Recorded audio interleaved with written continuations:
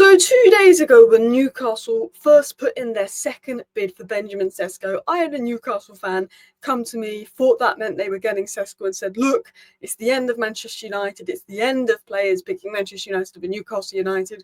Of course Sesko wants Newcastle United, Manchester United are finished, Newcastle United are going to take their place. And he was very, very cocky with me. He was saying that you were done, Sesko wants us, like we're just bigger, we got Champions League with future, you're done, teams have worked you out, they don't want to ruin their careers at Manchester United, which is really interesting because he's gone very quiet now.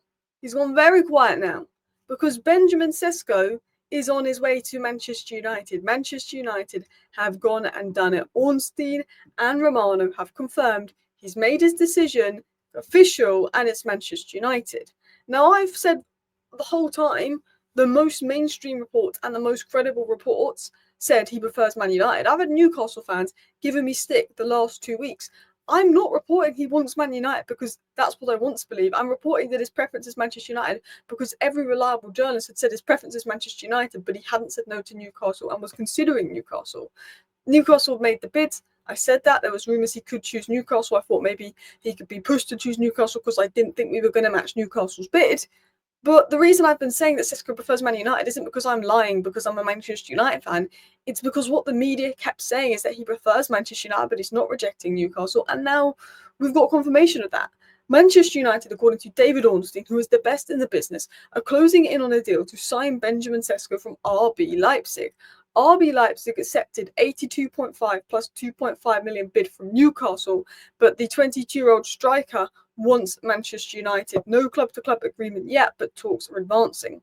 The only problem we have, which is what Newcastle caused, is that we probably would have been able to get Sesko for 65 plus 10, but because Newcastle's tactic was we're just going to bid so much that maybe Manchester United won't bid what we're willing to bid and we can beat them to Sesko. Because Newcastle bid 90 and we were willing to bid 65 plus 10, and now I think we're willing to bid 75 plus 10, which is our latest offer, Leipzig will now want closer to 85-90, whereas we're sort of saying, well, we're going to give you 75 plus 10, the 75 would be £64 million up front.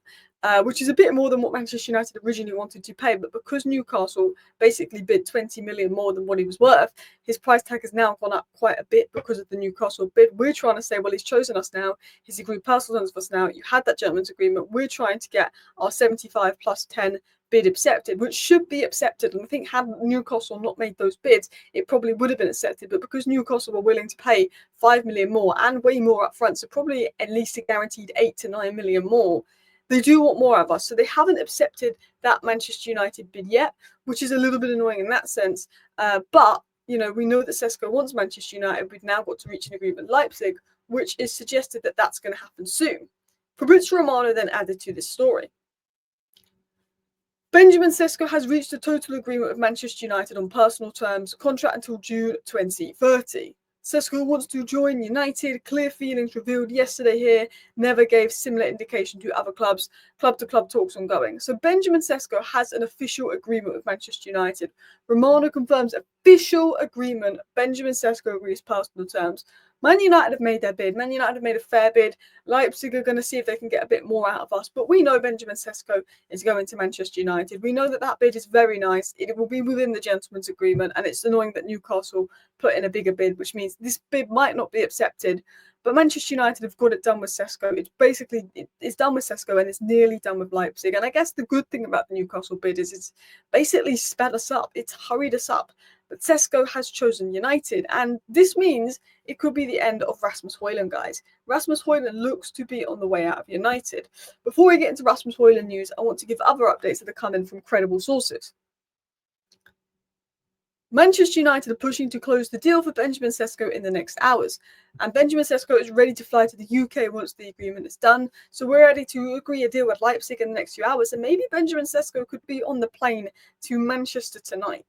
Like, he could literally be on a plane to Manchester tonight, which is absolutely crazy. I'd assume tomorrow because we're never that quick. But they could be on the plane tonight, which is crazy. Now let's get into the news on Rasmus Højlund. Rasmus Højlund is likely to leave if a deal is reached for Sesko, either through a sale or a loan. This was said by Chris Wheeler of the Daily Mail. Rasmus Højlund is likely to leave if a deal is reached for Sesko, either through a sale or loan. So a deal has basically been reached with Sesko. It's like a 99%. It's 99%. Like we know it's going to be reached. And unless Newcastle came back and bidded 105 million after being rejected, which would be very embarrassing for them, that looks done.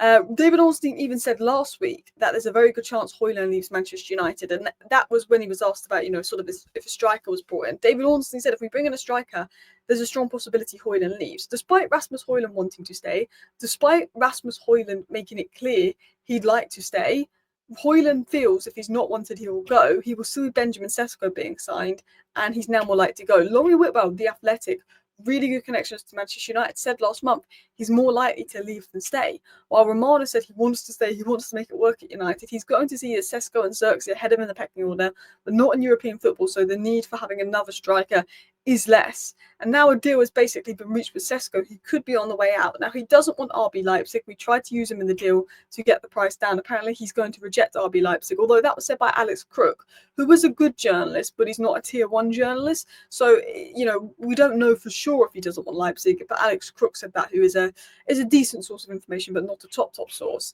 But it has been said by sources over in Italy about AC Milan working on a deal, and this has come out today, and I don't know if it's just guesswork that now Man United signing Sesko, let's link AC Milan to Højlund, because surely Højlund's going to go, and let's do a bit of guesswork journalism, but he has obviously been linked to AC Milan recently. AC Milan are working on a deal with an option to buy Rasmus Højlund from Manchester United. The other option remains Vlahovic, who's leaving Juventus. Vlahovic's wages are absolutely crazy. I feel like they may prefer Højlund. I think this is the end of Højlund. I think this is a good buy for Højlund with Benjamin Sesko going in, as we mentioned earlier. But Demarzo said 2 weeks ago that AC Milan had inquired about Højlund in recent hours to understand the feasibility of a deal. Now, something tells me we're not going to be able to sell Højlund permanently because of how bad he was last season and high book value. Even though he's on very affordable wages, I think it could be a loan. But we have to see what happens there. But it looks like we're selling him. But Romano did mention in regards to Rasmus Højlund that Højlund obviously wants to stay at United, but he will leave if the club decides to sell him. I'm assuming with the amount of money we spent on Højlund, I'm assuming the decision is to sell. So with the amount of money we spent on Sesko, I'm assuming the decision is to sell Højlund. If that makes sense, we spent a lot of money. We need a goalkeeper. We need a midfielder. So I think that we're going to sell Højlund and Garnacho to fund the next moves. Fingers crossed. I like the Benjamin Sesko signing, but if the Benjamin Sesko signing stops us getting a good midfielder, that's where it worries me. Like, I like the player, I don't like the price in regards to Sesko. So I'm going to give you my thoughts on Sesko. He's 22, he's rapid. In terms of the athletic striker that Amorim wants, Sesko ticks those boxes. He can run the channels. He's not the best, most technical player in the world. Like, I think Mateta would be better at hold-up play and stuff, but he is a lot better than Højlund at dropping deep, at linking play, at playing first-time passes onto runners. And I think the way we played in pre-season with Dorgu and Ahmad running up, being aggressive, and Bumo Cunha, Sesko dropping deep, playing the first-time passes to them, could work well. I like the player. I don't like the price. He's not the finished article, but he is further along than Højlund, and there is an obvious improvement there. I think he's good at getting into the channels. He's good in the air. He's good with both feet. He's, if Onana kicks the ball out long, he's a lot better at controlling it than Xerxes, than Højlund, which is something that we need with Onana's long kicks. And I think his general involvement in all-round play could improve. I don't think he always has a mad influence in all-round play. He's not a big creator. But I do think in Manchester United's system, his talents could be utilised more than in Leipzig's system. He's a pretty lethal ball striker. However, inconsistency with finishing, but I think the power he can get on is good. His general play is all right. Like, it's an improvement on Højlund. Like, again, he's raw and he could be better in all-round play, but his all-round play is good. His touch is good, and I think he'd be good at playing through balls to Dorgu and Ahmad. Across Europe's top 5 leagues, there was just one striker to get double figures for goals, win the majority of his aerial duels, and complete the majority of his take-ons, and that was Sesko. We know that he's very good at taking players on. We know he can score with his left. We know he can score with his right. We know he can score with his head. We know Onana can play long to him. We know he can do well in the air. We know he's got good pressing, work rate, agility, pure athletic ability is mad. He's ranked second among Bundesliga strikers for top speed. He's shown versatility to adapt to many roles at Leipzig.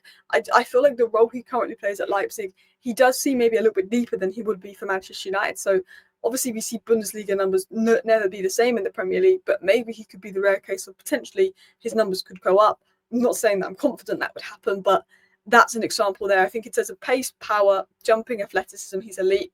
He's not the complete player, but he's more ready than Højlund. He's good UCL performances. And look, there's a reason Arsenal were looking at him as instead of Gyökeres, and I think they went for Gyökeres because they thought it was better value for money, and I think that makes sense. But he's comfortable dropping in, and he's comfortable turning, and he's good at carrying the ball. And again, there's areas of his game that could be improved. He's not the best striker in the world at that, but it's an improvement on Højlund in many of those attributes. So look, Man United have done what they've needed to do this summer and fix the attack. They've brought in a top-level left 10, a top-level right 10, and a striker with bags of potential. We scored 44 goals in the league last season. 16 teams scored more goals than us in the league last season. So considering we've gone out and we sorted the attack, that's brilliant. Get me a goalkeeper, get me a centre mid, and I am happy. Get me a Gomez, get me Lemens, and I'm happy. Thank you for watching. Bye.